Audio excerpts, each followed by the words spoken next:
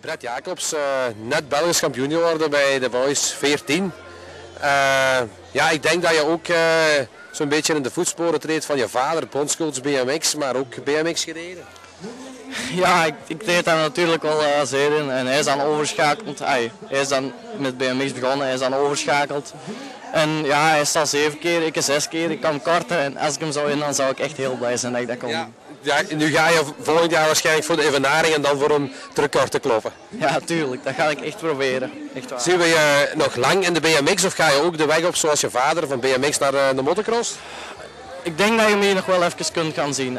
Ik ga nog echt mijn best doen, al die jaren. Zeker met het wereldkampioenschap hier in 2015. Daar ga ik me ook nog zeer op concentreren en misschien ook al Olympische Spelen later. Inderdaad.